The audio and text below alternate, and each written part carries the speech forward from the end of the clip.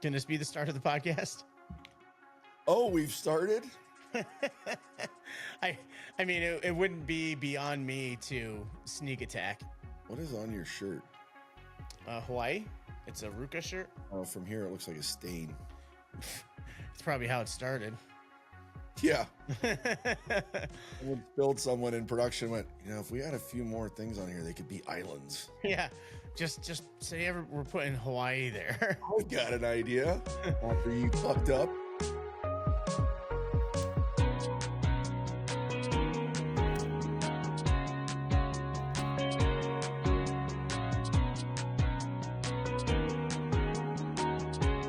It does look like a stain. You know what? It's a stain. That's what it's actually. It's barbecue sauce. I was trying some new barbecue sauce. Hi, everybody. We're here. We took some time off. We took a last Friday off just because it was kind of the crazy week before Cookie season started, and I'm just getting everything scheduled, and it's gonna be so. Cookie and I are going to tap into our inner secretaries and start scheduling. We're actually to do these.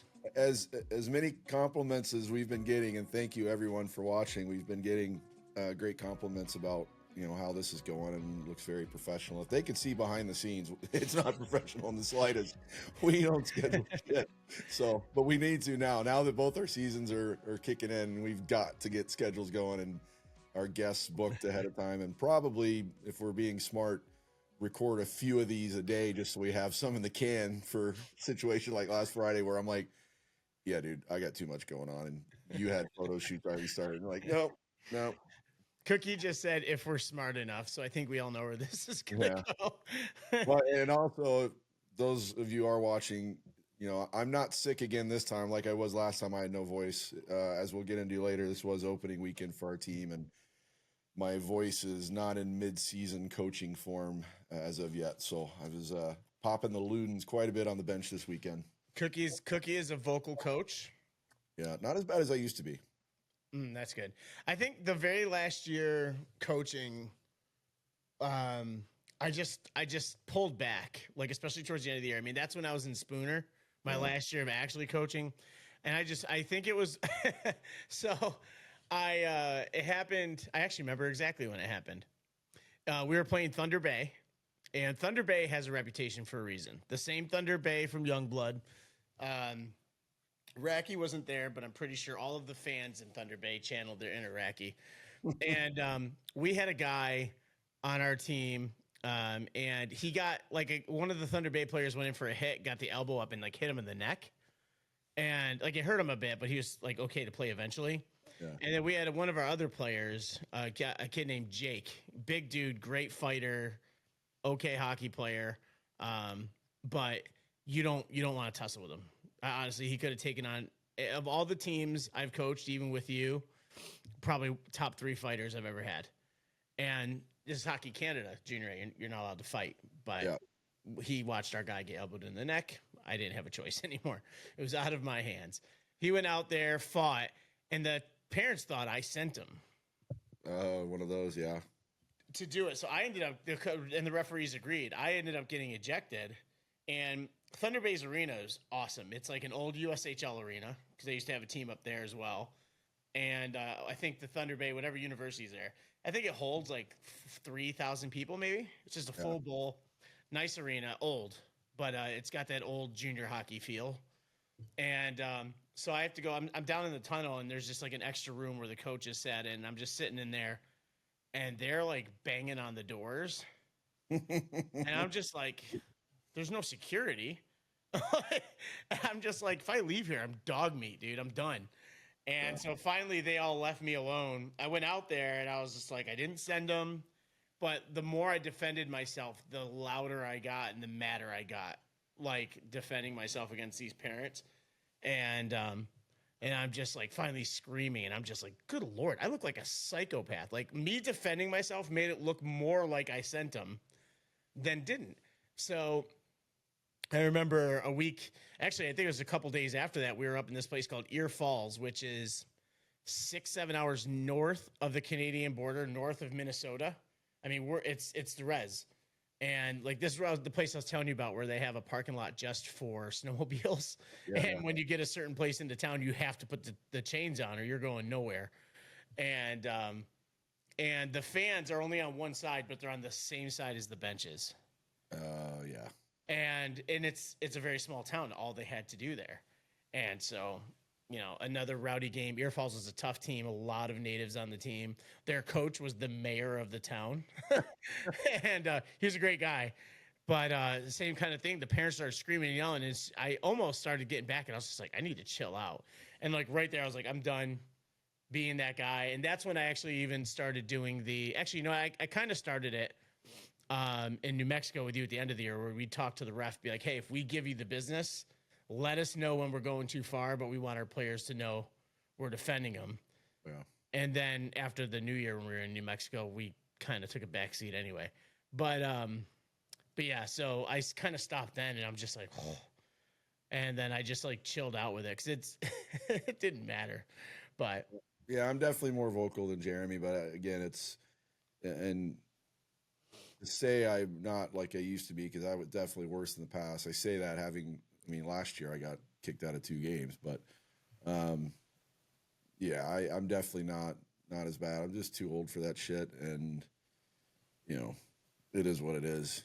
You come a point where you realize you're fighting a losing battle too. So yeah, so I not as bad, but in my vocals this time, just from this weekend, and this is probably where I'm still quite vocal, has nothing to do with officials.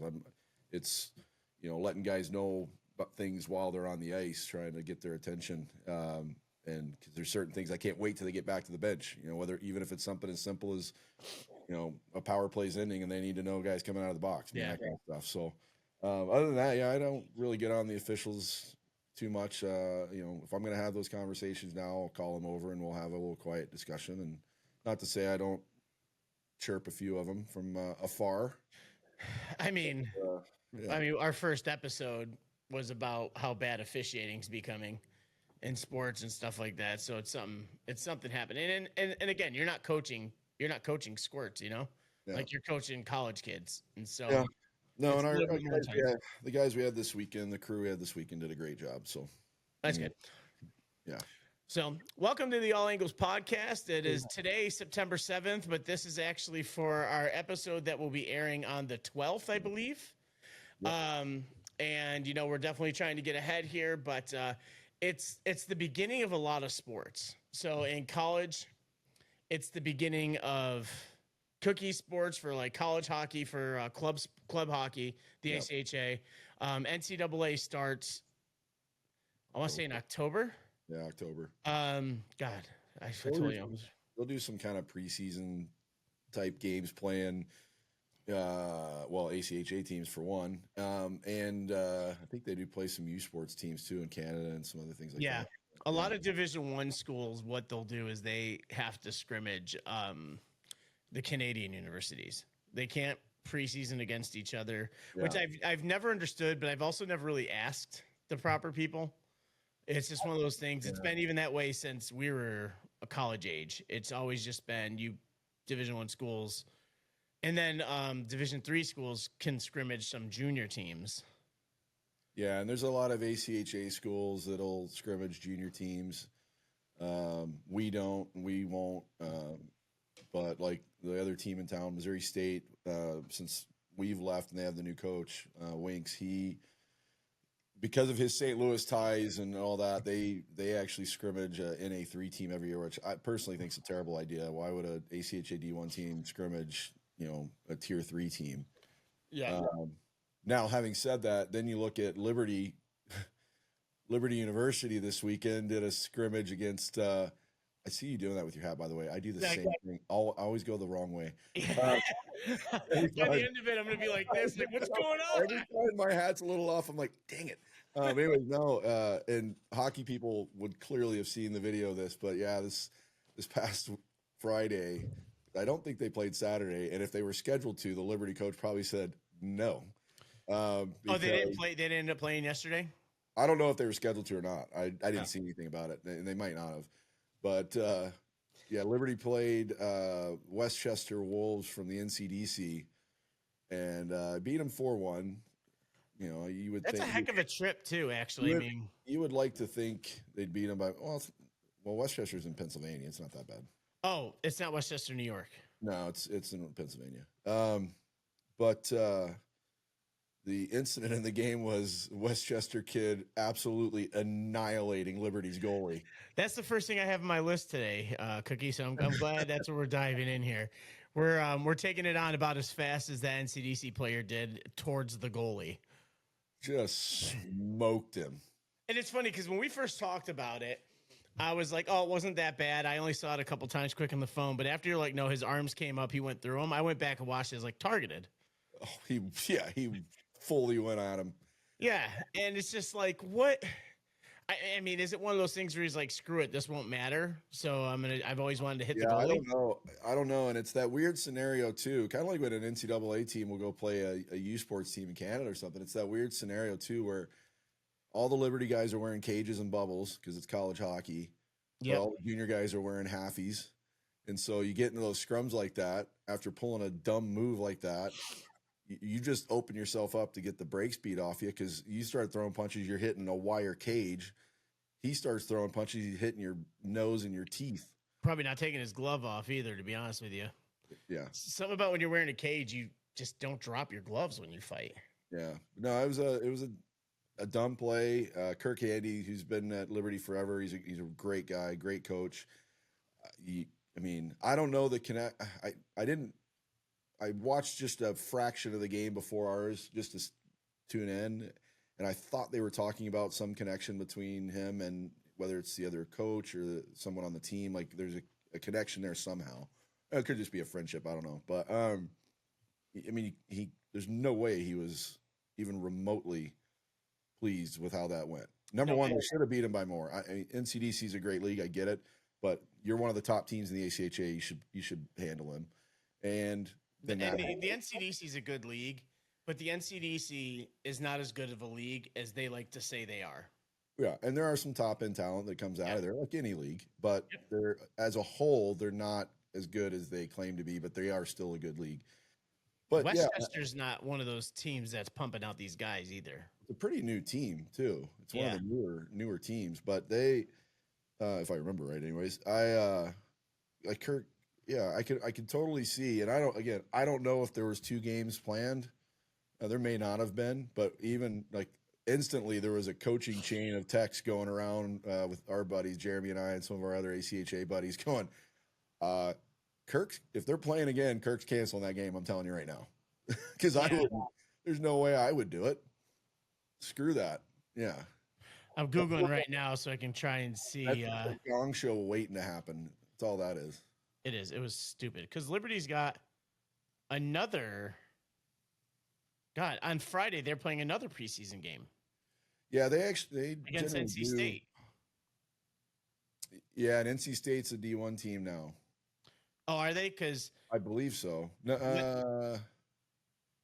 you know what? I don't remember. There was so much kind of change in ACHA this summer with all those teams coming back from the CHF. Mm-hmm. But they got 2 games against NC State this coming weekend. One of them's on ESPN Plus. Yeah, NC State is D1 now. So yeah, that's not even a preseason game. Then that's a straight up league game. Oh, that's right. So let me tell you a funny story about NC State. When I was down in Raleigh and I was covering Hurricanes games when I was living down there, a couple of the ice crew guys were guys that played for NC State, and I think they're D3. At the time, D3, because they played like UNC and all these other schools and stuff. But I remember being there, and this one kid was like, someone was asking, it's like, oh, I didn't know NC State had a team. They're like, oh, it's club, and they're like, but most of the guys that come play for us were recruited D1, NCAA D1, and they're pretty much that level skill. And so and we're all home. It's just like at the end of the season when school's over, like about to be over, and a bunch of guys were home. Or maybe it was like Christmas break, and they're like, yeah, so we're all going to play. And I was going to play with them because I played, remember Bates Battaglia used to play in the NHL? I was on his adult league team. He owns a bar in Raleigh, and I was on his adult league team. Oh, guess who else lives in Raleigh that I ran into when I was down there, by the way? Eric Cole. He still lives down there. But anyway. Did you? Hey, you know what's funny is he still remembers me. He's mad cool. I mean, I guess it's kind of hard to be mad at this point when you had an outstanding NHL career and like I document You them. didn't. Yeah. Like I didn't have even a sniff and no one ever thought I would.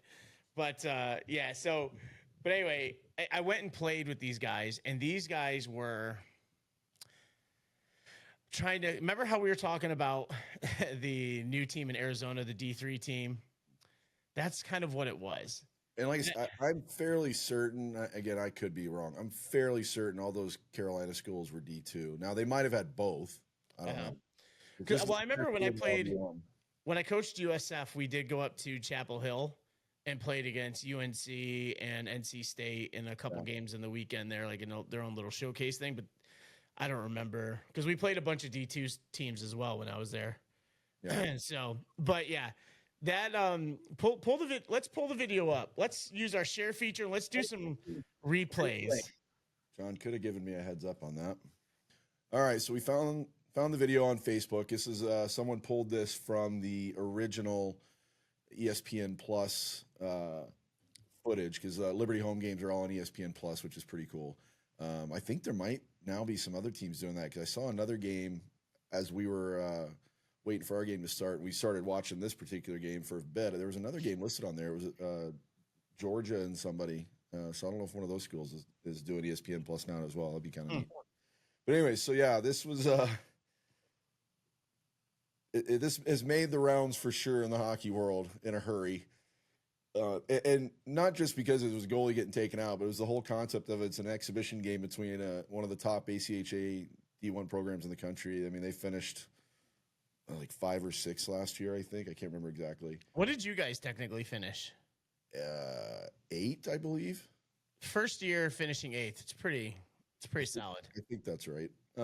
So yeah, but it was the fact that one of the top ACHA programs in the country playing an exhibition game against an NCDC junior team. And NCDC is, I think they classify themselves as tier 2, so it's a non-pay-to-play league. They're doing the which is really something that all started when me and Cookie were still coaching together, this whole thing. Did they go, they had to have gone back to USA Hockey if they're playing against, no, still not?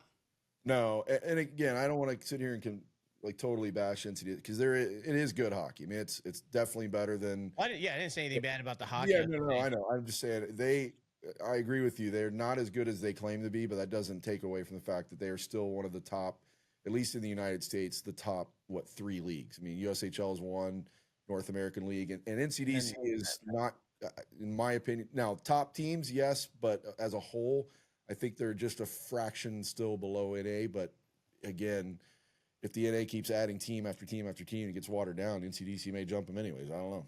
Yeah, but I mean, you can see it here. I mean, and a couple takeaways for people that are non-familiar. A lot of people think if it's not NCAA, it's not the real deal. But in this video, you'll see a couple things. You're going to see the crowd. And this is a preseason game for an ACHA Division I school. You're going to see it's packed out. And is this Liberty's own arena or is it just... Yeah, it's on campus. Yeah. So, I mean, the fact that they have this, I can't believe Liberty's not a team that's in the conversation of getting an NCAA team. However, I mean, they're broadcast on ESPN Plus. They already have their own little TV. Yeah, and I think if they were going to do that, they would have done that a long time ago. It gives me the impression they just don't have the desire to because their other sports are Division I, football and all that kind of stuff. So it just makes me. I mean, and I mentioned Kirk Handy before, their coach. He's been there 25 years or 30 years. I mean, he's one of the originals in club hockey. Obviously I hate that word club, but that's what it was back in the day. So he's been there forever, and he's the kind of guy that could have probably made this happen a long time ago if they wanted to. And the school's got the money for it. I mean, he's probably a guy who could have gone and coached NCAA. Yeah, he's a very religious man. Obviously, Liberty's a religious school. I'm not going to give too many more thoughts on that because who founded the school and who runs it, I don't agree with. But it's a very religious school. Kirk is very. I mean, he and I are friends on Facebook. I don't know him as well as Jeremy does, but we talked. He's a super good guy, like a great guy, a phenomenal coach. He's got a great team every year. He gets studs in there, absolute studs. every year. So and they sell out every night. I mean, their arena probably holds, I don't know, a couple thousand, maybe more. It's not it's a little deceptive slightly when you're watching this because it's not a super tall ceiling. So when you see this packed crowd, there's not like another level. But my guess is it's easily 2,000.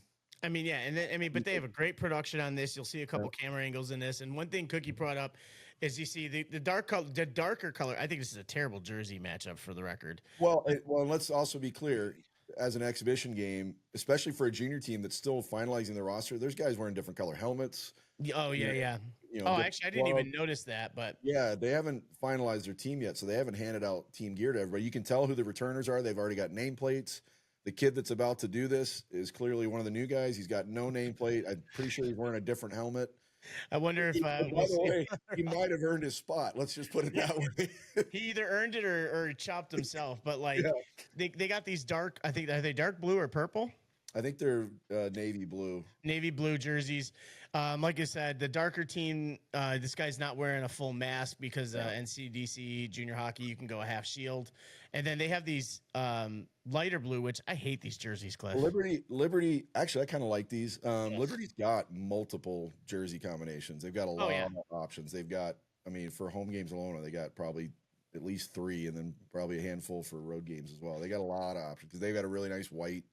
They've got the baby blues. I think there's a couple different versions of the white. In fact, I just don't like this baby blue and red and silver or gray, whatever it is in there. I don't like these. I don't like these jerseys. But anyway, and I think in hindsight too, I don't know why they wore these when they knew the team coming in was wearing a navy blue. It's a weird jersey combination for a game. But anyway, the puck was, huh?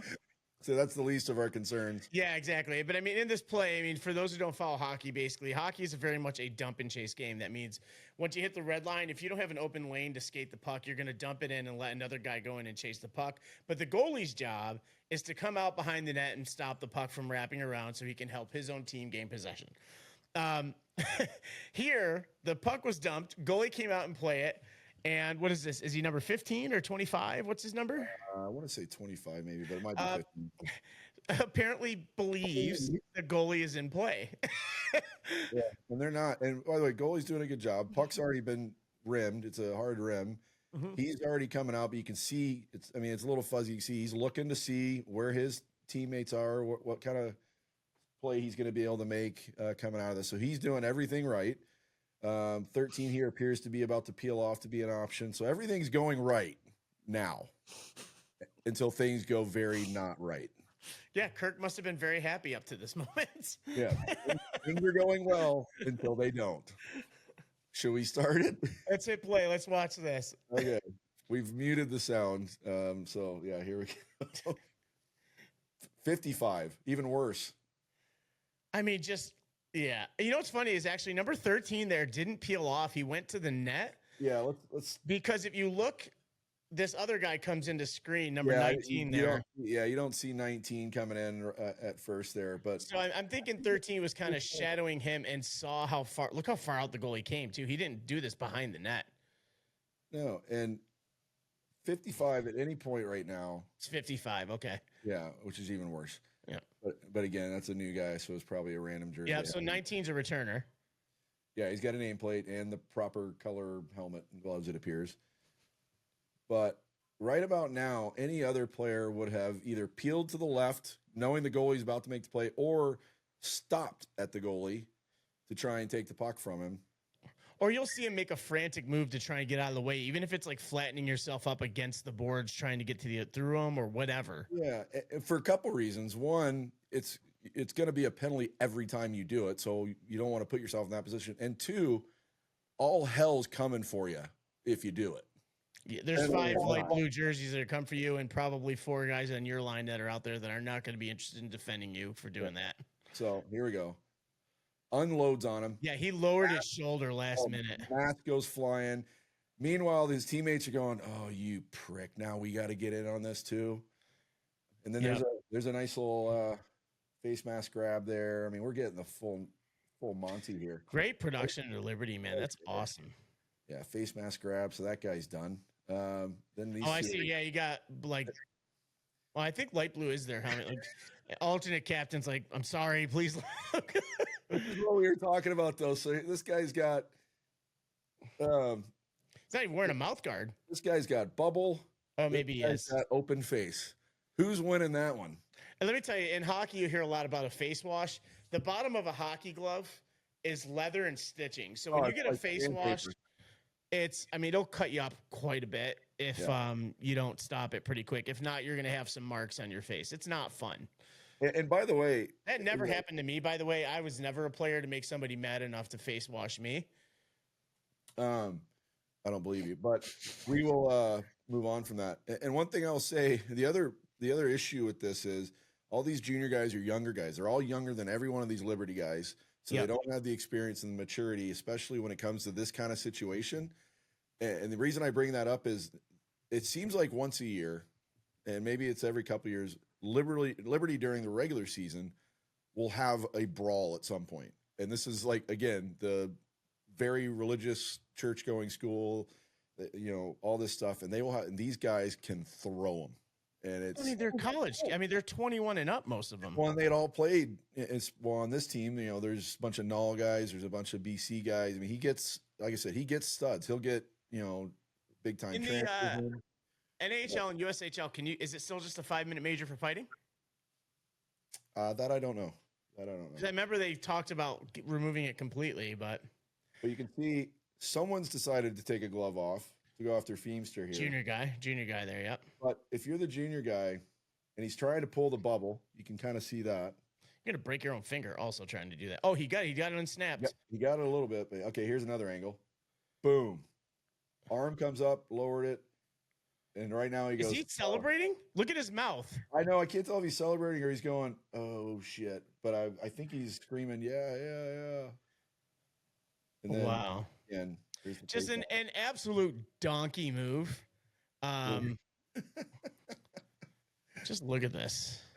It's just pure chaos at this point. And 55, notice. Yep. Oh, there he goes. Yeah, he is gone. One more time. Jeez. Just unloads. So, anyways, all right.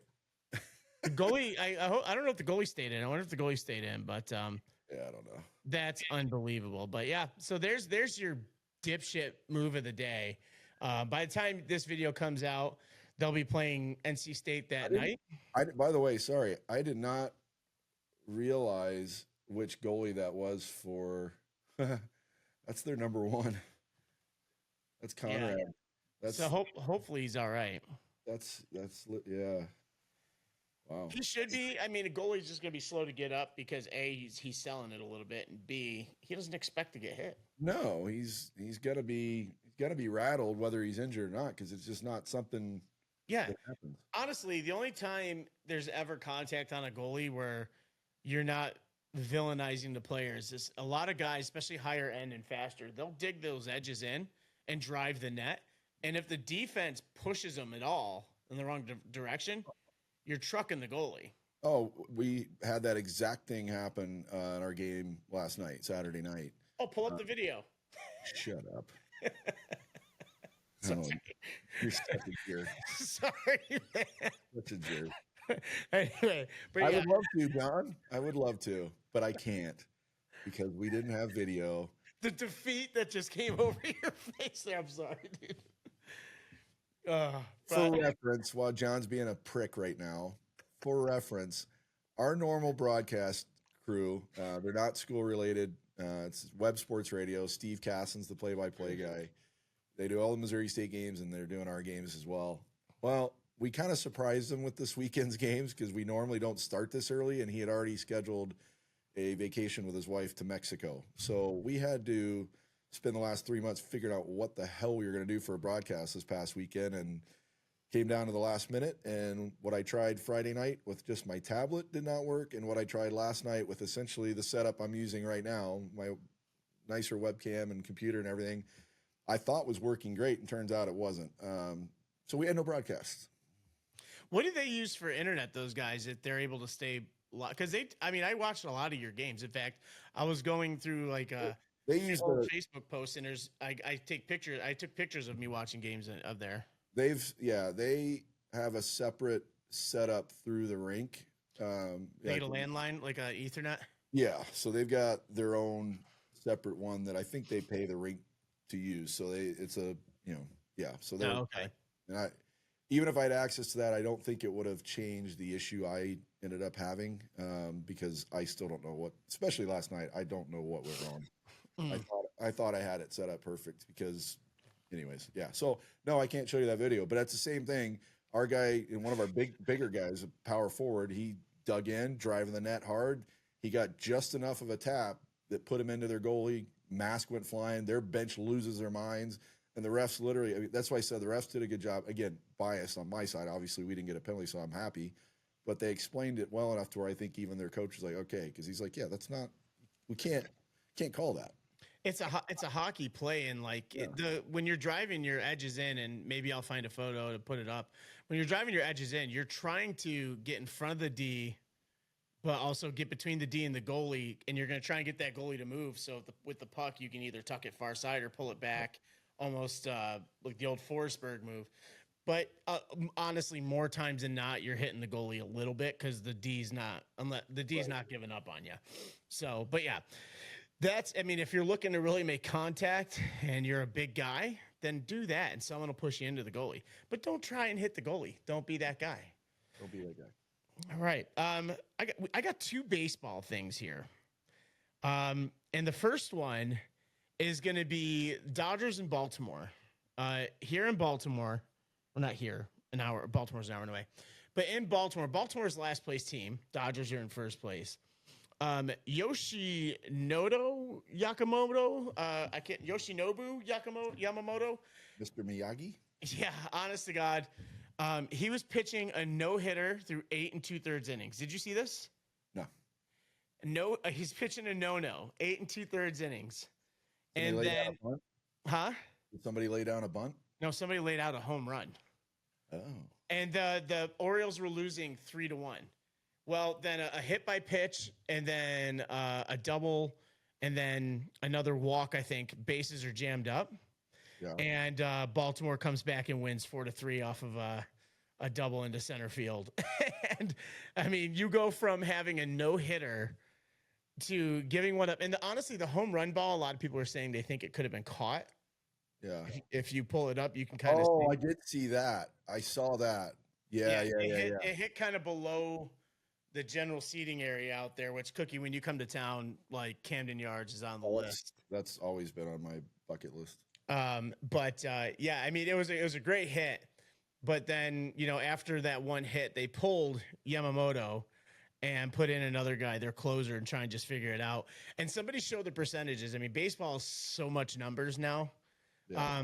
They went from 99.6% probability of winning when you're going in 8 2/3 with the lead. And actually, it's funny? It must have not have been a no-no. It must have been a no-hitter, but somehow it was a no-hitter, but somehow Baltimore scored a run. So there must have been a walk. It wasn't a home run that ended it. It was off the wall, but he could have caught it. Yeah, he could have caught it. Oh, yeah, that's right. That's why it was 3. Yeah. That's right. Okay, yeah. I confused myself in that one.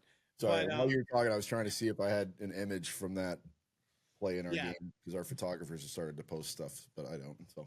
But yeah, so he did that, and then what a heartbreak. I mean, granted, Dodgers still first place team, and Baltimore, which last year was a team that went to the playoffs, to being last place this year is brutal. And they have a catcher, Adley Rushman, which they were all excited about, and now they're like, oh yeah, they're trading him, which stinks because Adley's a good young catcher. Yeah. But going from that to the biggest story in baseball, if you had to guess the biggest story in baseball this week, what would it be? Trevor Hoffman coming in to pitch for the Savannah Bananas. No, but that had to be awesome. And Savannah Bananas, I have to go see a game of. But no, guess a city. If you're thinking of a city full of idiots in baseball, name some cities, and I'll tell you when to stop. New York. No, but usually yes, but not this time. Oh, you're talking about Philly. Yeah. Phillies are down in Miami, and we have the Karen of the century. By the way, and I don't know if you know this as we're getting to this, there's kind of some more news that broke on her today. Oh, yeah. No, I'm sure I saw that as well. So home run ball, if Cookie can find it, home run ball goes in, and anytime there's a home run ball, there's a big skirmish for the home run ball. Who's the kid in Texas? He used to be a hockey kid. He used to jump into the grass Oh, I in never knew his Texas. name. He was a tool. Yeah, you remember the guy I'm talking about, though. Yeah. But there's always a huge skirmish for the ball. Father goes, gets the ball because it fell a row lower, and goes and gives it to the son. Walks back, gives it to the son. Which, by the way, the son's birthday, I guess, was the next day. And so gets the ball to his son, and right after that, just an absolute like nightmare of a lady comes over and gets in his face in front of his son, saying it should have been her ball. And the guy was startled. I don't know if you noticed. He like came up with like fists balled up. Yeah. She just went over and grabbed him. Yeah. So he ends up taking the ball away from his son, gives it to her. And I guess when they interview, he's like, he just wanted her to go away. Like, and they're in Miami, by the way. So this is Philly on Philly nonsense. Philly fans on Philly fans nonsense. And they're in Miami playing the Marlins. Now, Marlins PR team or whatever stepped up to the plate and brought the kid a goodie bag with some stuff in it. And the kid did get to meet, I can't remember what player. He got to meet one of the Phillies and gave him a sign. Harrison Bader. Yeah, got a signed bat and all this other kind of stuff. The two things that came out of this that are even crazier is A, the memes, the Gollum My Precious memes, first of all, because I guess at one point the way she held up the ball and somebody got a screenshot of it. And then when he was signing the bat, she's over there going, "That's mine too." Like with the memes coming up. But Cookie, what's the other news you heard? Let's see if it's the same thing. She apparently had an incident with a band. Oh, this is not at all the news I thought. Yeah, and now I can't find it. I keep trying to. Now again, I think the issue we're having right now, because this thing's blown up so much, it might have just been something kind of BS, but it sounded a little more plausible than some of the other stuff that's out there as I'm searching again now. Well, the other stuff that's out there is she got fired from her job. Yeah, and again, I saw that on multiple places, so I that's. Well, and let me say this: I just found. And the reason I think she got fired from her job is because what I saw is she works for a school. Yep. So if you're a financial person working in whatever field, probably not going to get fired no matter how much of a jerk you are. But because she works with kids, that's just a bad look. Oh yeah. Oh, shoot, what is this? Sorry. Yeah, I don't know. I can't find it, but I sort of found it. It's this band called Post Traumatic, and they spell traumatic weird. And again, this could all be absolute BS, but this band says in this post, what many don't know is that this isn't her first offense. A few weeks ago, the same woman attended an all-ages show where our band Post Traumatic was playing. Our guitarist, Joe Prebish, saw a young boy in a wheelchair near the front of the stage and knelt down to give him a signed set list and a guitar pick. But this Karen, wearing one of our post-traumatic shirts, snatched the items from the boy's hands while shouting obscenities. Again, this might be all BS. Who knows? But this band's lying to get promotion. I mean, it's a heck of a hill to go on. But Mason tried to calm things down. The woman stormed off. Trashed. This is where it gets a little sketchy. Trashed our merch table and left the venue, causing almost $20 in damage. If that was supposed to say 200 or something, I don't know, but yeah. Causing almost $20 in damage. What, did they spill something on one of the shirts? Yeah. Anyway. Oh my God. I have the video. Oh, I see how it's spelled. Yeah. Yeah, I have the video if we want to throw that up there. Yeah. I mean, this is the game broadcast, but the guy I'm pulling it up from iTalk Studios on YouTube has it here. So let's see. Yeah, post-traumatic. I'm not totally buying their story, but they're from Pittsburgh, apparently. It seemed slightly plausible. Again, no sound on this. Now, one thing I've noticed just now, and again, I'm going to tell you right now, this woman can go straight to hell. I'm not defending her at all. I'd only seen kind of the end of this when she walks over there. I hadn't seen like the first part of it when the ball actually lands. It does appear to a point that she might have had her hand on the ball and he at the same time as the guy, if you look closely at it. I don't know. It looked like it fell on the road in front of her, but Well, it did, but she's reaching down. I mean, again, I'm not defending her. I would say this, other than the fact that, yeah, like you said, she apparently worked at a school, if that story's true, and was with kids. Someone brought up a good point, like bullying. Well, the kid wasn't anywhere near this. Like the dad had a No, I'm talking about losing her job. Oh. I don't know that that's necessarily fair for something that happened at a freaking baseball game just because it went viral. I don't know. That's an argument for somebody else. I just think if you're in an industry where you work for kids, you cannot at all, because the fact that she went over there, and where the kid was, yeah. No, I get that. I'm just saying it's like maybe a suspension or something. You need to get getting some anger management or something. I mean, I don't know that firing her's the move. This day and age, you probably open yourself up for a lawsuit on her end. Yeah, I mean, this day and age, you are you get fired for everything. Yeah. Well, and here's the thing too, is like she's a Phillies fan, but this game is in Miami. Yeah. This isn't in Philly. And so like you don't know, is she there on vacation? Is she work there now and just originally from Philly? Because I mean it's Florida, so you never know. Miami, they're from everywhere, yeah. And Florida's a no-fault state, so you can fire anybody for anything you want anyway.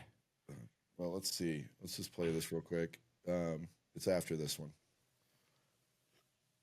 All right. So first of all, just tattooed, by the way. So that's her right there. If you can see my cursor. Yep. This is the dad all the way over here, if I remember right, because he's wearing, yeah. Yeah, you see him going over. So he's now going over. She's right here. There's this other dude here. Okay. So she reaches down, and it appears like he might have actually pulled the ball from her. I think they probably grabbed it at the same time. That's what I'm saying. Grab it the same. Yeah. And then she's already starting to flip out, like instantly. I don't think she ever had her hand on. I think she just saw it right in front of her. And look, I mean, there's how many people there going for the same ball? Was she going to attack whoever it was that got it? Yeah. There's the guy wearing the Jalen Hurts Eagles jersey. I mean, this is a Philly section at the Marlins game. Yeah. So, yeah, I mean, he came in. Look, he came in, just grabbed it and went. Yeah, that extra movement might have been like him slipping. Of course, I'm totally biased, so I'm like, no matter what the lady could have had it. I'm not going to defend her at all, especially when this happens. You don't go touching that dude. What's wrong with you? Not with a kid there. Look how the kid gets terrified. Yeah, and the daughter's like, "What's wrong with this bitch?" The kid should just took off to the other side of the daughters. I mean, I'm not even going to get into this woman's hair. But I mean, she's in uniform. She is in uniform. But yeah, this is just it's just a sad showing. Like, even if you had your hand on the ball, regardless of the case, you lost the battle. Yeah. It's over. You know what I mean? It happens at hockey games all the time when pucks leave the ice. It happens in baseball games all the time. I mean, the only times you don't really see it is in like basketball, obviously, and then like football if a field goal goes over or something like that. And I guess actually soccer games sometimes if the ball gets kicked into the stands, but they have to give it back. They don't get to keep the ball. Right. So, yeah, it's just a sad showing. But yeah, like you said, hats off to the Marlins, marketing department and the Phillies. The Marlins brought him a big gift bag full of stuff, and then the Phillies brought him down to meet Bader, who hit that bomb of a home run. The player actually saw the replay of the whole thing go down. It was the player's idea to bring the kid down there because professional athletes are on another level of taking care of kids. Yep. But yeah, you saw that swing. As soon as it hit the bat, it was gone. It's just a nuke. Yeah, it was gone. Honest to God, one of my favorite sounds in all of sports. Everyone, like hockey guys, will always talk about bar in or bar down in the net. I'll also always love the way a hit sounds against the boards in an NHL rink. I like how it sounds when the puck hits the glass. I mean, no, that's just what you're familiar with. I tried to go bar down every time. It doesn't count. If it doesn't go bar down, it doesn't count. No, don't you get double points for that? Yeah, obviously. It's and if you don't, I mean, what are you gonna go for single point net only? Stupid. Yeah, that's just dumb. And then it's like a 3-pointer in basketball when you go bar down. Yeah, exactly. But one of my other favorite sound is the absolute pure solid contact of a ball with a wooden bat, and you don't even have to see it. You know it's gone. When you see Shohei Ohtani connect, I mean, even among guys like Aaron Judge and all these badasses, when Ohtani connects fully, it is a different sound to everybody.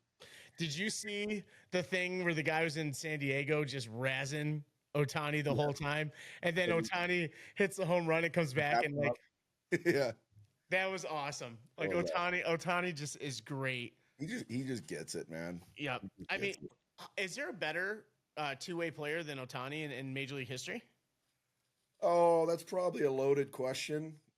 I mean, that's the whole. Is Ohtani pitching anymore at all, though?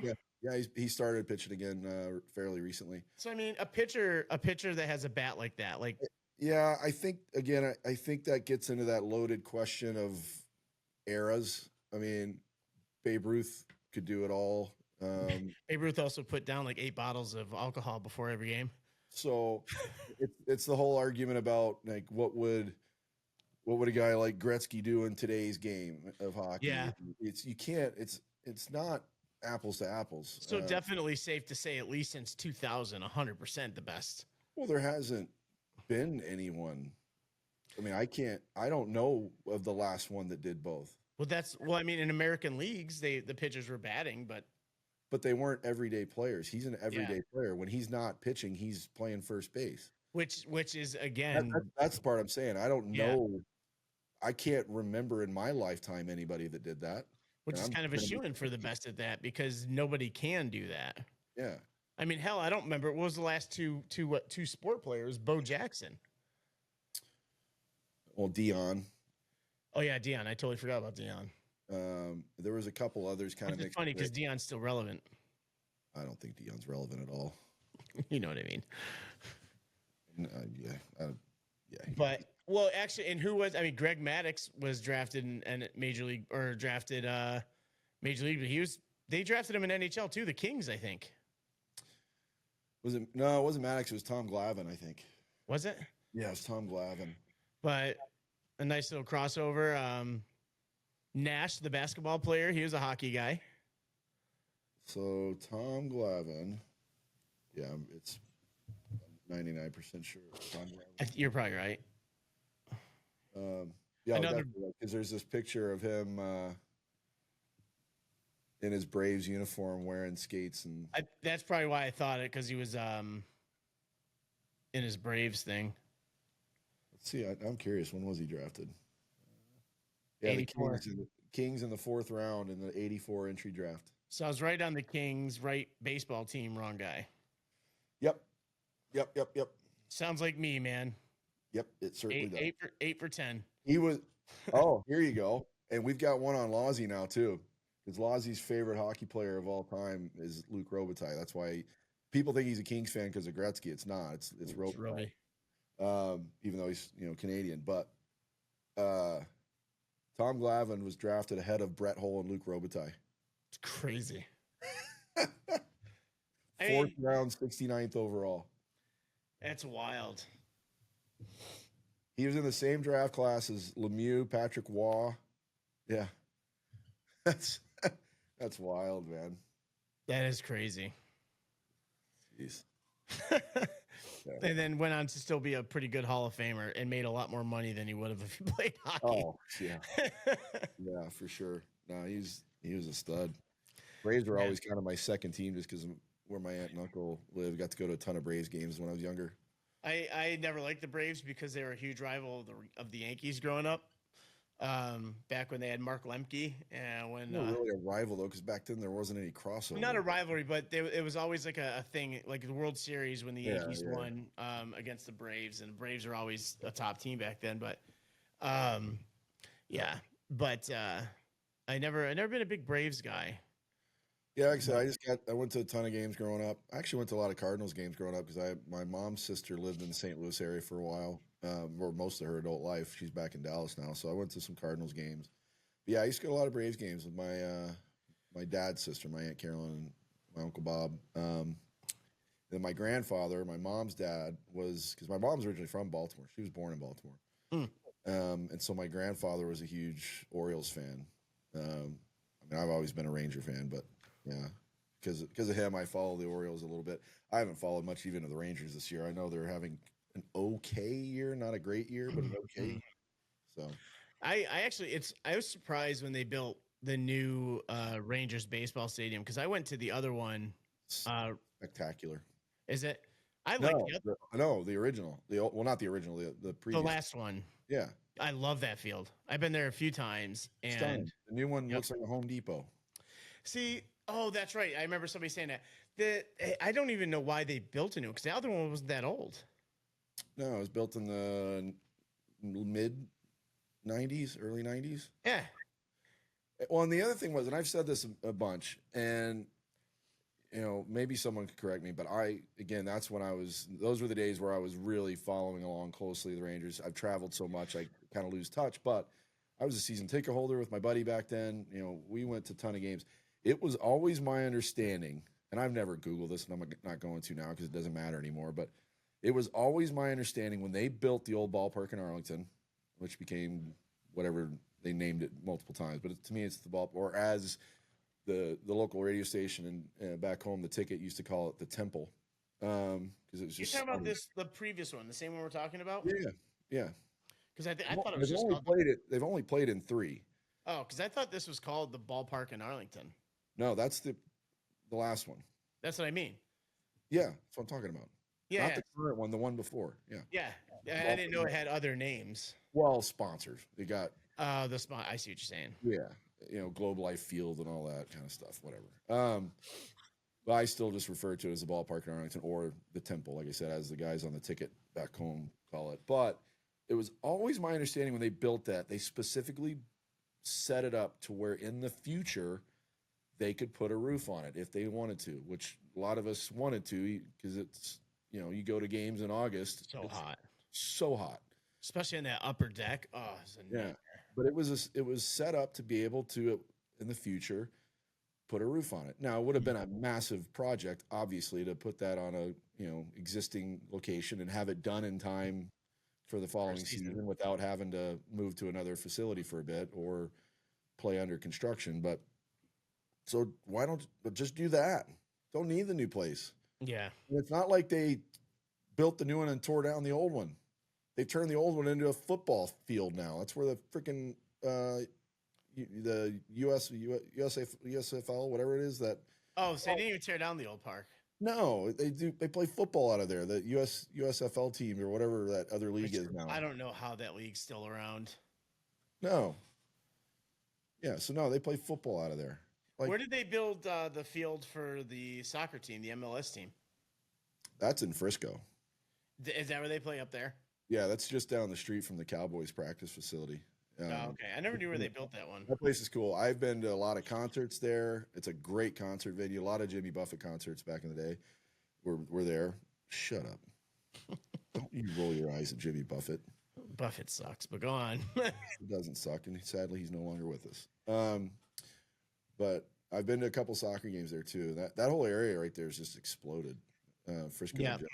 Well, I mean, they have, it's funny, they got like 2 pro rinks up there because you have the Frisco rink, which is that's got some pretty good seating up there, doesn't it? Yeah, I mean, they could easily put a big time junior team in there if they wanted to. I don't even know if they put ice in that anymore. Well, because you got the team that plays out of Allen. Yeah, the Allen Americans. Yeah, because for a while they had, I think they were doing basketball stuff in there. I think maybe even the Mavericks G League team was in there for a bit. But I mean, there's definitely ice there when I lived there. Yeah, well, they still had the Tornado played there when they left Euless for they were up there for a while. Yeah, and they hosted. Was it the year? No, a couple of years before I moved here to work with Jerry. It might have been the year before, but either way, 2 years before maybe. The ACHA Nationals were there. Mm. So yeah, they've hosted some things. I don't know how often they put ice back in there though, because the Stars don't use that rink. They use the practice rink next to it. Right. Was it that rink? Where did we go? I think it was the Robertson Cup. Was it in Allison? Was it at Allen or was it in Frisco? Remember we went to the Robertson Cup there because Oh, that would have been in Frisco. oh, okay, that was the Frisco one. Did you say it would have been or would not have been? It would have been. Yeah, it would have been. Because that's remember we went up and saw Leslie, our old team trainer in New Mexico. Yeah. Oh, we did. She was working for the NA as a. Well, it would have been in Frisco. It wasn't at Brahmaland. No, it wasn't there. But that's to say, I didn't know if it was at Allen or there. I doubt it would have been in Allen. It was probably at the Frisco rink. I thought you went with me. I don't think I did. Oh. But but yeah, so wow, there's a weird tangent. But welcome to the All English podcast. Good God. But last but not least, kind of Cookie had his first weekend. Drury University had a weekend, 2 games against University of Central Oklahoma.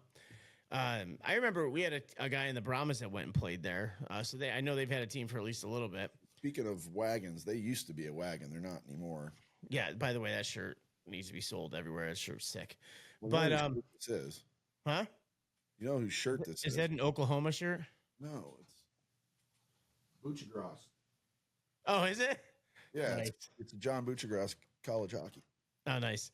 But yeah, so Cookie's team shut out 6-0 first night, 6-2 second night. All of his guys got a chance to play.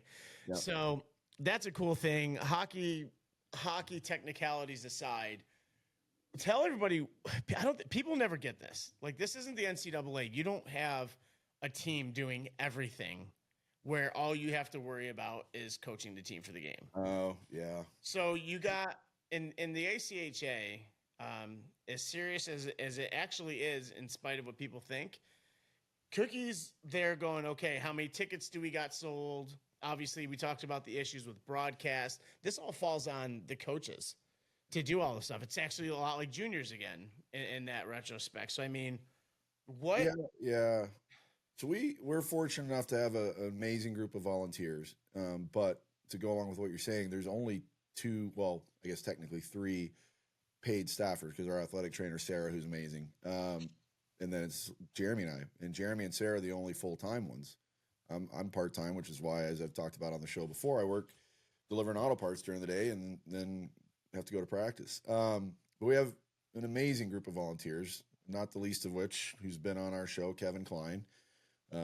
Kevin and his wife do so much for our program, like a lot of people, but those 2 in particular. In fact, I'm surprised I haven't gotten a text from one of them today, because they've usually always got something up their sleeve with regards to our team and how we can fundraise more, and because that's the other part of it too. We are and NCAA coaches have to do this as well, even at the highest level. The biggest names in college football, they're doing it in different avenues than we are at the ACHA level.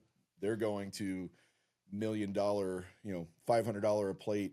Yeah, banquets and stuff like that. And we're going to Smoothie King going, hey, can we get some vouchers? You and Lozzie don't hit up the galas in your tuxedos? And Yeah, no. But yeah, we, like you said, it's kind of, while we do have the amazing group of volunteers and they do so much for us, like I said, Kevin and Trish in particular and some others, it is on us. I mean, I run our social media. I don't have someone to do that. This weekend I was in charge of the broadcast, as we talked about earlier, which was a disaster. Thankfully, I don't have to do that anymore because our guy will be back. Which is that's not on you either. I mean, it's not. But this was literally stressing us for the last 3 months when we found out he was going to be out of town, and but like, you think about it, you look at these NCAA teams that have like their own rank and everything like that. Like, again, something people don't realize, it's required that they're set up for this kind of stuff. So it's not like it's not one of these situations where it's like, oh, well, we're not set up, we don't have to do it. Which is the case there. That's just another example of Drury that actually is just trying to do more to provide a fan experience for especially the parents and friends that aren't there. Yes and no. While there's not, as far as I can remember, not officially something in writing with regard to that, Mm. there is I wouldn't even know if I'd call it an unwritten rule. I mean, it's essentially a requirement, even if it's not on paper. If we don't have a broadcast per se, there's got to be video in one, Mm. because if something happens, an incident happens, we have to be able, and there needs to be secondary supplemental discipline or whatever. There needs to be a record of whatever happened, Right. or whether it's a live broadcast, which we would all prefer. I mean, our team, as we've talked about, we're in Springfield, Missouri.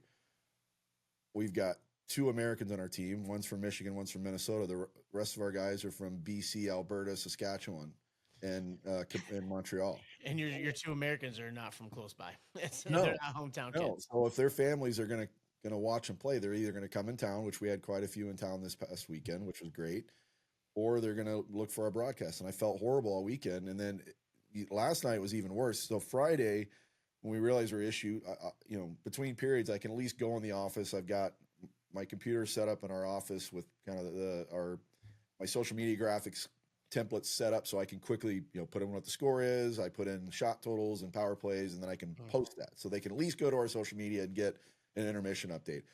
I wasn't even able to do that last night. They were getting nothing from me, and I felt terrible about it. But again, it goes back to not having the resources to do all that. Now, some teams do. We showed video of Liberty University. They've got the resources. We don't. And most teams don't. I mean, I would say 90% of teams don't have those resources. So it does fall on the coaching staff, the players, and some amazing volunteers that are willing to put in time with us just because they love the guys, they love the sport, they love what we're doing. And it's a lot of work, man. I don't say that lightly. You and I have joked over the years, like, a 9-to-5 job, what the hell is that? I mean, I'd love to work 40 hours a week. Yeah. Even if I wasn't doing the auto parts thing and I was just coaching, I mean, there's no way I'm working 40 hours a week. It's way more than that. Yeah, no. I do all our laundry, our team laundry. I'm probably heading to the rink as soon as we're done here to go throw a load in so everything's ready for practice tomorrow. So I handle the team laundry. The guys do a good job of keeping the locker room clean, but I'm the one that has access to the laundry facilities at the rink. It's just it's all that. Yeah. Equipment repair. I have to fix skates. I have the riveter. My parents were gracious enough to donate a riveter and some tools, and I take care of that. I had to do a pair of skates this past week. We don't have a full sharpener. We've got one of those Sparks machines, which I'm not a fan of, but it's better than having nothing at all. So the guys can deal with that on their own. But yeah, it's That's good to have in the middle of a game, though, if a guy goes foot first into the post or the kicker or something like that. Yeah, back in the day, for sure. These days, it's not even that big a deal because the way skates are designed, you just pop new steel in. I mean, it's Well, I mean, I'm to my understanding, when you buy skates now, you got to buy the blade separate. It depends on the manufacturer, but yeah, there's some of that. And we've got, we don't have it this year. We didn't really have it last year either, but company that my parents work with, Blade Tech, I'd love to get those guys on here actually at some point. We can get steel from them that fits every brand out there, and it's as good or better, and it's got this really cool technology in it that I'd love to have them explain. But also, you can customize them. I've got 2 sets now. I had a set from when I was at Missouri State, and I have a set now that says Cookie, and it's got our logo on it on the steel. It's really badass. Yeah, I remember seeing that. Yeah, so. But well, skate customization in general is popping off. They have that company that makes the skins. Yeah. Well, and then because I'd love to get a pair of the new CCMs where you can choose your color, man. Bauer has that too. It's like green, blue, black, and white, and red. It's so different, man. The craziest thing that came out when we were growing up were the Nikes. Other than that, it was in the pumps. Oh my God, the pumps! I remember those. Yeah. I've been Bauer. My entire life, I've been Bauer. I remember you're a huge Graph guy. No, my family was. I was a CCM guy growing up. Graphs. You had Graphs when we were coaching. I've got my Graphs now have end lines on them. All right. Graphs never quite fit my feet right. My stepdad swears by them. I mean, he doesn't skate anymore, but he swore by him. I was a CCM guy almost my entire life. I have Bowers now just because I got him through. Actually, it's through the Stars, if I remember right. Through their custom pair of, you know how it goes. Players will get custom skates and they're not quite right, so they'll just turn them away. We can't do anything. So I get them for $50. Yeah, I have my Bauer 1N still, just because I don't skate as much as I used to. They're gonna last forever. But like, the funny thing is, like, I always wore Bowers my whole life because CCMs made me blister up like crazy. They were almost too wide in some parts, and anybody who's ever skated their whole life knows your feet will mutate throughout your life. Like, the front of my feet is really wide. I have a super high instep. My heel's really narrow. Different people's feet. Go look at a figure skater's feet sometime. Oh yeah. I mean, let's not forget I was married to a figure skater. Yeah. And so I remember even talking to her about that, but like now with skates, honestly, I feel like I can throw any skate on as long as it's like, that's why you have either like the Supremes or the Nexus or Vapors. They're just different widths. But for the most part, I'm going to get them molded. And the mold is done so well now and my God, let's talk about how light they are. Never molded a pair of skates in my life. Oh God, I had to, or I just I wouldn't be able to walk afterwards. But the two things I wish we should bring back the blue toques, like Gretzky. I'm kidding. They were Perfectas. Yeah, remember the they weren't tucks. They were Perfectas. They would bend. Yeah, my brother. They were flexible. Yeah. Yep, on purpose though. For tighter turns and stuff. Yeah. Yeah, and remember the clear ones. Those were hideous. Those were toques, I think. I got to see if I got my high school hockey photo around. So I'm pretty sure I got the black toques on there. My parents still have a pair of the blue Perfectas in their shop somewhere, just as a display. It's like a display. Yeah. That was a crazy look back then. Yeah. And now it's like, you better have white laces unless you're Ovi. Oh man, yeah. You better have freaking don't get me started on laces, man. I mean, I'm still our D3 coach wears black laces and it just makes me insane. I'm still very much my white laces, the wax. It's the comfort of skates is so different. I don't know why this name just popped in my head, but I'm just gonna say the name for the nostalgia of the skates. Remember Daouz? Yeah. Like, I believe those are really good. You know what skates have a lot of credit. A lot of players like True for a little bit. Yeah. I guess when you first get them, Trues are some of the most comfortable skates you can have, but they break down real easy from what I understand. Yeah, I don't know much about them because, again, I've had the same pair of skates for a long time now. I sharpen them once a year these days. That's how little I'm moving. Well, I'm so heavy, my edges are going to work if they were totally round. So, yeah, which is funny too because I am going to have to move a little bit tomorrow because we're doing a 4D split for about 20 minutes. So I got to run some D drills and I'm going to have to move a little bit and hopefully I don't eat shit like I miss that. When I come out, I'm going to have to bring my skates and get back on the ice. I haven't even done like private lessons in a while just because like summer. I was talking to somebody about this the other day. In the summer, I have less work. So like I do less to kind of be stingy on money. And I just get so blah. But once hockey season starts, like I was looking at my calendar, like my August was so empty. And going into like this month, like I had a thing last Friday. I got the golf tournament Monday. I have stuff the consecutive Sundays and then media day and all this other stuff in preseason. And all of a sudden the schedule fills up. So I'll have a couple days off here and there. And I'm like, all right, what am I going to do to fill those days to have something to do? Yeah. And like, I'm better when I have more to do. And if I got nothing to do, I'm like, oh, I don't want to, like, I don't want a day off. I don't want to do anything. Yeah. It hit me like a ton of bricks on Friday. I was talking to Lozzie when we were kind of waiting around for warm-up start for a game. And I'm like, wait a minute, our season's starting. Like it snuck up on it. We've only had 6 practices and we went and played 2 games. Like it just kind of, it hammered me. And it's, I mean, people can probably tell from not only my voice, but my demeanor. I'm tired. It's going to take me a few weeks to get into the groove here before I'm back. I mean, you know how it is. Once you hit the ground running, it takes a little bit to kind of get in the groove. Well, that's what I think it is. It's just like, I think maybe it's just because when you come from a sports background, and I'm talking any sport, when you come from a sports background, you're used to having something every day. Yeah. And so when you had that one day off randomly, then you took advantage of it. Otherwise, your body's so accustomed to go, go, go. Like I'm healthier when I have way more to do versus like the summer. I felt like crap this summer. I remember when we first started the podcast, I still had no voice. I got sick out of nowhere. Yeah. And like I was just doing my one job, but it was just so monotonous. Yeah. And I think I almost felt like I was trapped in a 9 to 5. Like That's where I was with the auto parts thing. Yeah. Yeah, it's not just the same. It's just a crazy thing. But I think when you've been in sports and working and stuff like that for so long, now it's like there's this, and this. My email's like, John, could you do this day? And I'm just like, yes, hell yes, all the time, yes. It's kind of the beauty of it. But beyond the sport itself, which we love, it's every day it's something different. Your schedule's not set in stone. You keep very weird hours.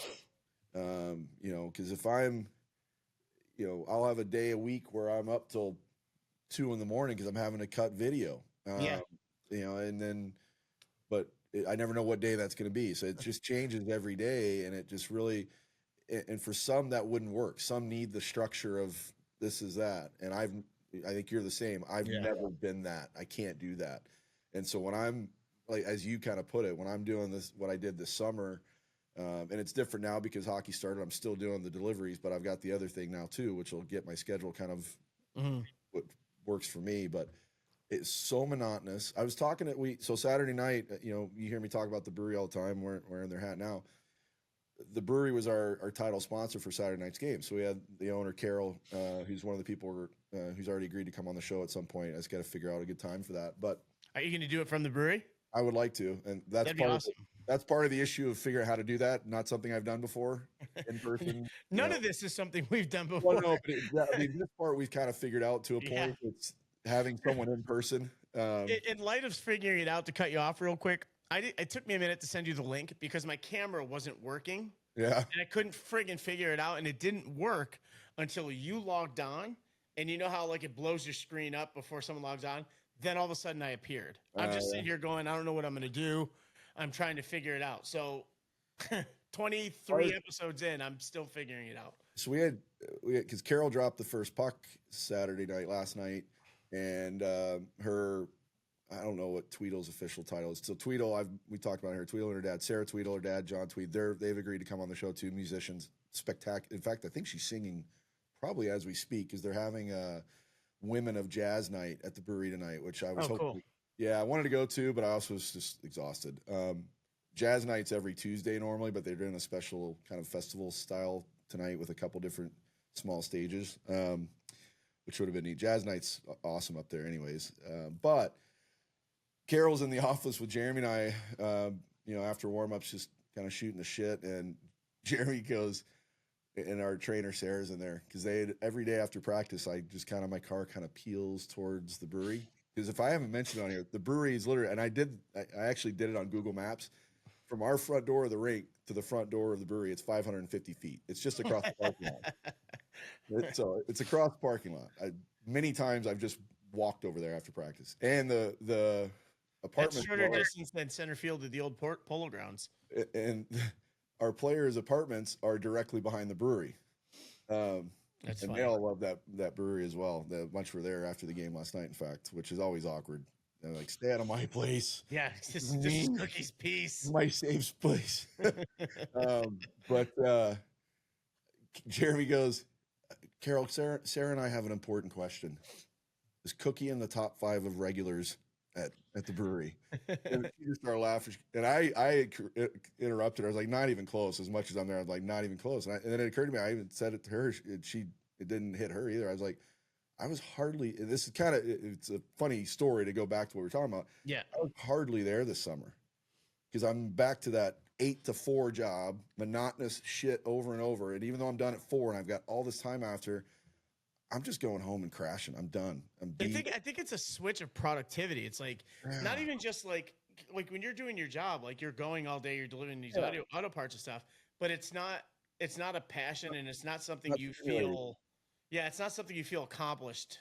Well, I'll take it back to the conversation we had a few episodes, whatever it was ago, and we were talking about school Hmm. and how my thing when I didn't do well in school, whether it was, from junior high, high school, whatever, and even early in college, there were other factors with the college thing, obviously, as we've talked about. But if I'm not challenged or stimulated, I'm checked out, man. Yep. I don't care. And, you know, delivering the auto parts, and nothing against the people there. The guy that got me the job, Tom's a great guy. He's a brewery regular as well. Just saw him Friday night at the brewery, in fact. Great guy, but it's not brain surgery. Like, Yeah. I get a pick ticket, I pull apart, I get in the little Kia Soul that I drive when I'm up there, and I go deliver it. I mean, it ain't rocket science. So there's no stimulation there, and so my brain is not being activated. Yep. Other What than time? If you have a 7 o'clock game, what time are you at the rink? uh, Because I know, like again, well, most coaching things, it's one time, but it's you're a doing little. more. I mean, it's normally I'd be there probably about 4:30. Players arrive 2 hours before. Well, the players are in the lineup because this year we started announcing our lineup to the team at noon on game days instead of them all showing up at 5 o'clock and seeing them, whether or not they're playing. Rushing to go to the board, yeah. Well, now, yeah, and they actually requested that, and Jeremy and I were fine with that. And so we tell the scratches they don't have to show up till an hour before. Mm-hmm. They're not just sitting around twiddling their thumbs. But players arrive 2 hours before. Some actually arrive even earlier than that. They're not required to; they just do. I was always, 4 to 4:30, depending on. It's a little different this year because there's a lot of things we're not doing this year that we've done in the past, which in some ways is great, in some ways kind of sucks, and the sucks really reared its head this weekend. We are not able to do in-person merchandise sales this year, just because of budget constraints and everything we went through last year. We weren't allowed to purchase merchandise to sell. It's all online through the local company that does that for us. And that was an issue this weekend. We could have sold a shitload of merch because people were asking. A lot of people were asking. That sucks. And it really sucked. It was a kick in the teeth. I think a lot of times it's like, whoever's in control of the budget is like, they don't need to do this, and they don't because they're not there seeing it, and it's not like they're being jerks or anything like that. It's just a matter. And the other part of it is, and I'm not going to get into it on the show because I don't think it's fair, and I don't want to. I mean, the budget was an issue. I know and by we, Jeremy and I, will get a lot of blame for that, but there's other factors from previous years involved in that. But again, that's not something I'm going to get into, other than say that we were over budget last year, and we were the year before, our first year. But it all kind of snowballed because of what had happened that was out of our control in the first year. And it's created a situation now where we're having to be pretty tight on things, and that includes not being able to purchase merchandise to sell at the games. So we doing the online thing, which sucked. I printed out a bunch of signs to put out with the QR code so people would go scan it and order stuff, but they wanted it like now. And I get it. And we're just not able to do that this year, which sucks. Maybe by next year things will have settled down and we can do that again. But for now, it's just not happening. But it's so that in mind, we don't have a setup. We don't have as big a setup to do every game now because we were having to haul that stuff upstairs. I was having to do other little nitpicky things and make sure we had the volunteers to run the penalty boxes and do all that. Well, that's all kind of set now because either we're not doing it anymore or we've now got kind of an established group of people that we can rely on. So I will still get there 4:30, but I'm not running around like a chicken with his head cut off. I can kind of get there and, bring a sandwich with me and chill out in the office, have the TV on and, watch another game that's going on or just kind of relax a little bit, get into my pregame thing. But it's still a long, and that's kind of why I asked. It's still a long night, but at the end of the night, even if you're tired, it doesn't feel like a long night. It's not like I can't wait to get out of here kind of thing, because that's lies the passion. Like I think I talked to you a lot during the hockey season. I told you like on game day, if we have a 7 o'clock game, now granted I have a crap ton of setup to do. Yeah. If I get there at 7 o'clock game, I get there at 1 o'clock in the afternoon, and that's I don't have to. I could get there at 3 and still get everything done. I don't like feeling rushed. Yep. Or if something changes. So if I'm there at 1 because I have to get my table, my stool for my photo spot, my power and my Ethernet run, plus the remote cameras, plus the girl Jess I work with. We want to make sure everything's working, and she has this whole setup where she has a bunch more going, and her photos will actually upload live to just a Dropbox or whatever. Yeah. And so we want to make sure this all works as we get there early, so it's not like coming up to game time. And sometimes I still rush back down because I have to assign. I'm the one who assigns all the photo positions. Right. Remember you telling me that? Yeah. And so then I'm like, even sometimes I'm rushing. I'm like, oh shit, I gotta do this, and then make it to the bench. Because if we have a 7 o'clock game, I'm out on the bench by 6:20 for a 17-minute warm up, and then you know the intermission and stuff. So I gotta do all that. But anyway, like I'll get home, I'll leave there at 12:30 at night. So I mean, we're talking 11, 12 hours. Yep. And I'll get home, I'm tired as hell, but it's not like I hated it. Yeah, but the other part of that too that I don't know if, and you'll have to tell me this, if you still get this in what you're doing now.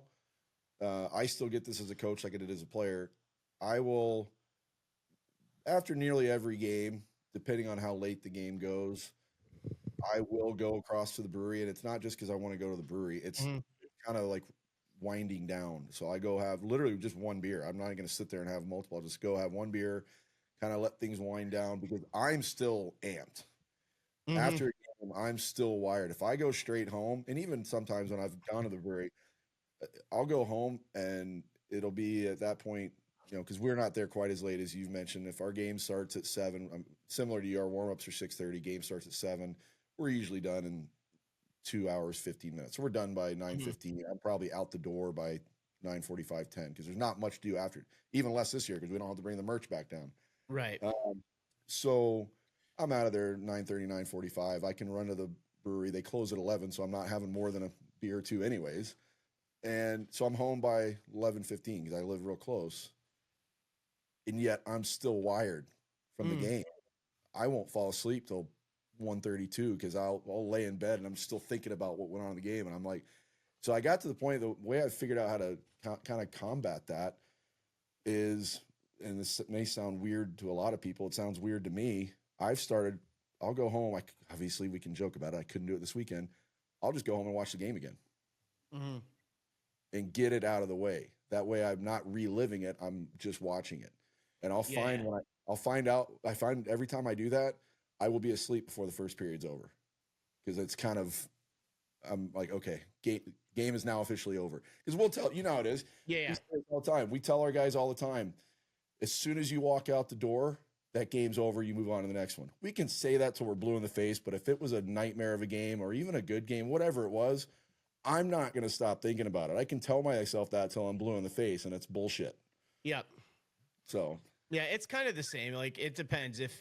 Very rarely do I get to leave my stuff because, like, we have the Wizards play out of our arena. There's a ton of concerts.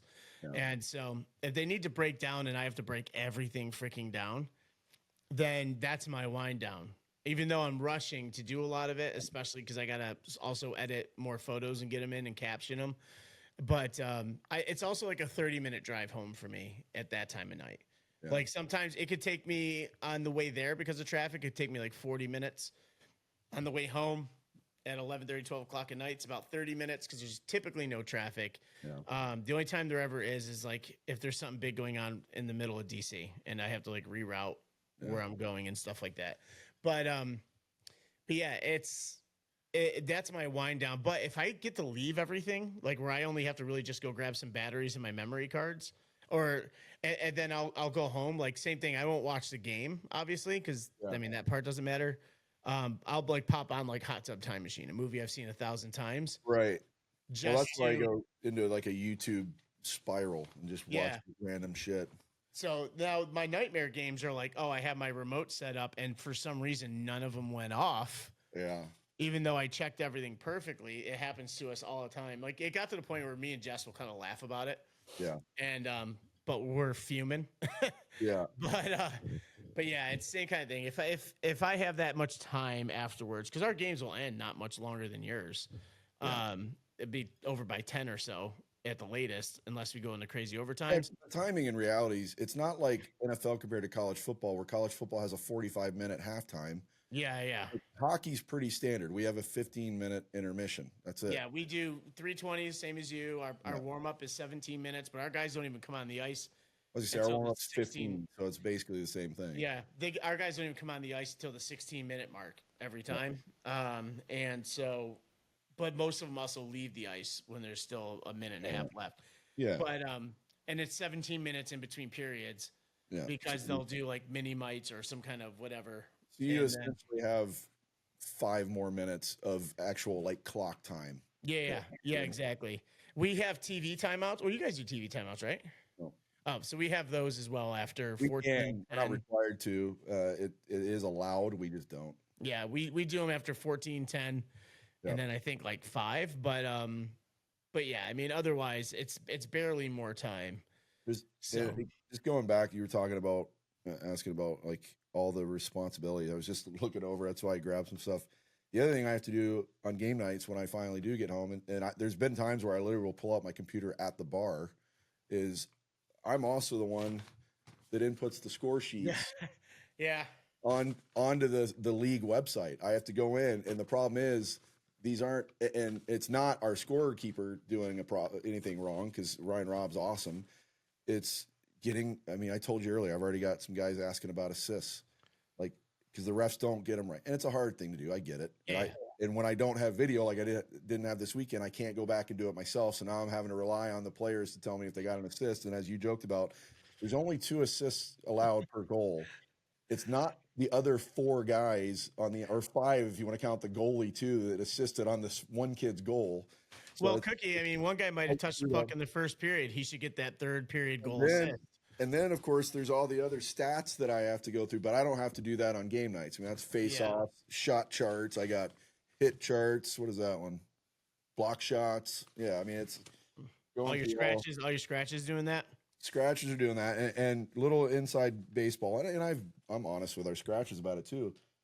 A lot of the reasons I have them do stats. Yes, we'll look at them if we think we need to. I don't actually keep a database. I might this year because we have 6 scratches, so I can get more stuff done. But a lot of reasons why I have the guys doing that is to make sure they're paying attention to the game and not dicking around upstairs. Well, not to mention them paying attention if they're not in the lineup. I mean, they could still be seeing and learning. Yeah, because we're not doing this every weekend for obvious reasons at this level, but we did it this weekend where everybody got a sniff except for our third goalie. So all 6 of our scratches from Friday night got in the game Saturday. Again, that's not going to be a regular thing. Probably never do it again, in fact. But we wanted to get everybody a sniff right off the bat, and we did that. And it's kind of good, man. It might make for some battles in practice. It might make guys a little bit hungrier. It should, anyways. That's the thing. I mean, you know how it is. We shouldn't have to create the competition. They should create it on their own. Yeah. And I mean, honestly, at the end of the day, the lineup should be very hard to do, but could also be very easy to do. Yes, that's exactly right. As much as, if I want to be lazy about it, I'd love for them to make it very easy on me. But for the sake of our team and our success, I want them to make it very hard. Yeah. I run the D. I have to sit 3D every game unless we decide to dress an extra D rather than an extra, which we did last night. Saturday night, we dressed an extra D instead of an extra forward. God, I get hiccups all of a sudden. I thought you were going to say instead of the extra goalie, and I was going to win my argument. It has nothing to do with it. It's nothing to do with it. And both goalies did a great job opening doors this weekend. So, not sitting down and standing up the whole time, not taking up space. Oh, my God. Well, Cookie, I have one last really important question before we wrap this up here. I'm worried. I hate how much you know me. So when I'm out there, am I going to get to drop the puck? Am I going to be a celebrity guest of honor puck dropper at a game this year? Co-host of the All Angles podcast, John McCreary. That's right. I mean, I got to go out there with you as the coach dropping. Shake hands. I want a jersey. I want to drop the puck, and I want people to think I'm a big deal, even though I'm not. Look, okay, hang on. I'm going to do a screen People will be like, and then Kleiner will announce me. It's Klein, so I'm going to get super excited intro, and everyone there is going to go, "Who the fuck is this guy?" Yeah. What is going on here? Computer's acting weird. What in the world? Oh, there we go. So stop. So this is who you're competing with. This was opening night, so Friday night. That's the school president. Means nothing to me. Dropping the first puck. That's Dr. Why are they taking the picture all off angle like that? Because they didn't want to get all the way on the ice. They're at the door. Good Lord. Yeah. Well, it's some older ladies that don't want to break a hip or something. You don't have a student coming out there doing things? Are you kidding? Again, we go back to, no, we don't. We don't have volunteers. That's the thing. It's like some students should be itching to shoot these games. You'd think so. And then there's Carol, the co-owner of Holdfast. That was last night. Yeah, Carol's awesome. She's one of my people. Well, that's the thing is by the time I get there, you'll get all the important people out of the way. And then, yeah, it was a good night though.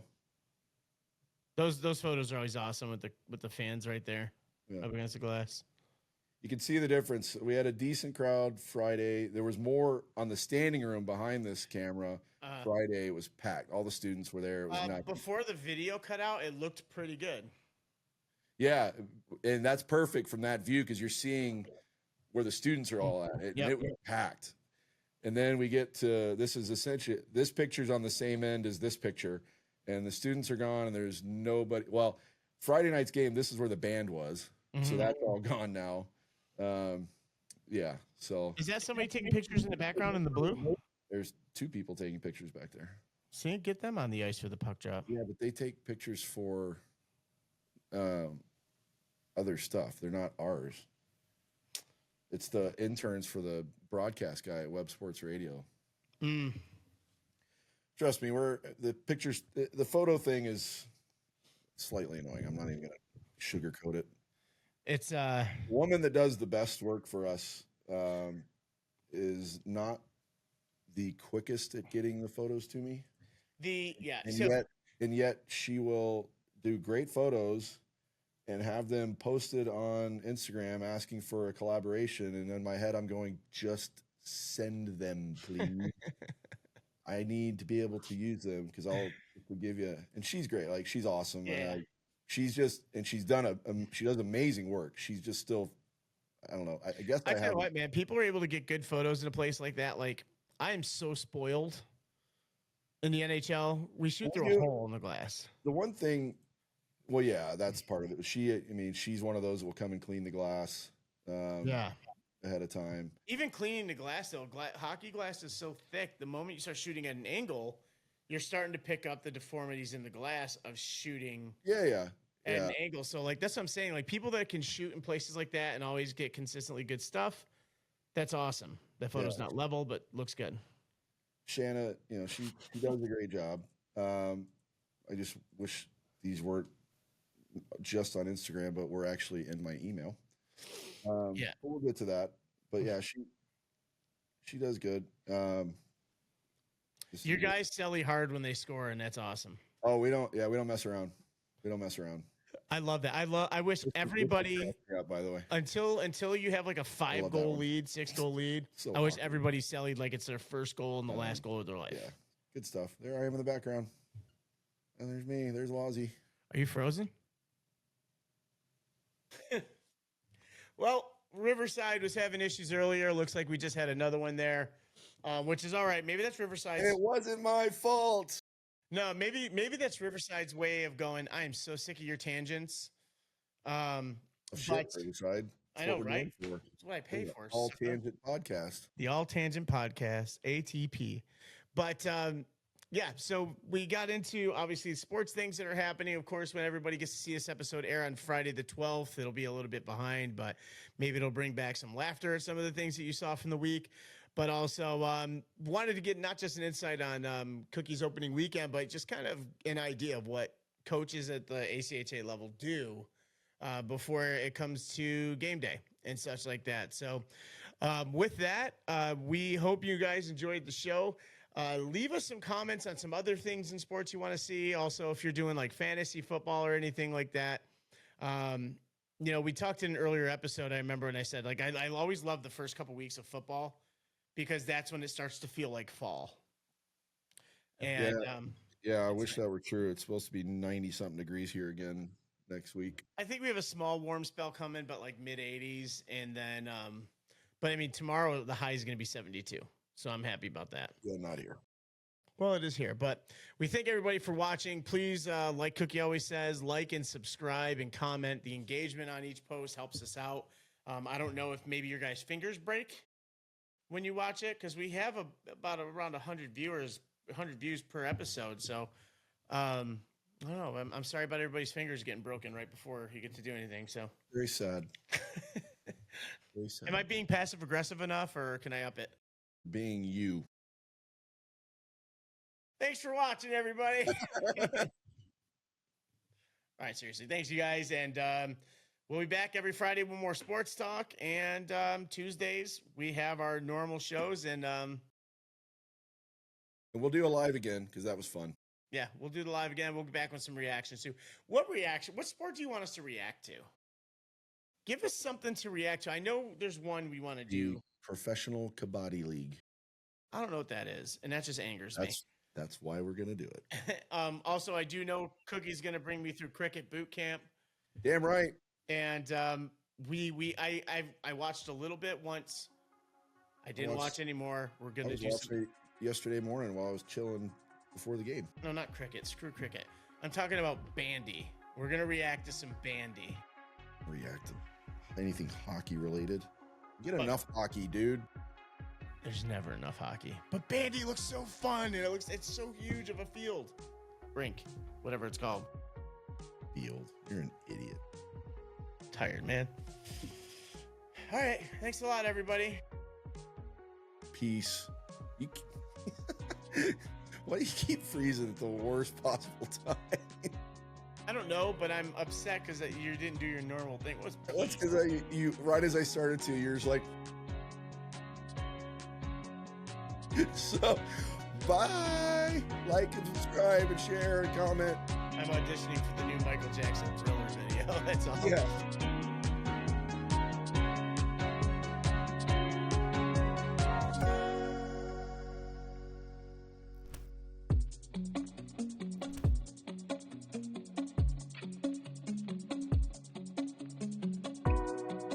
But we're back recording. Welcome back, John. And goodbye. Click.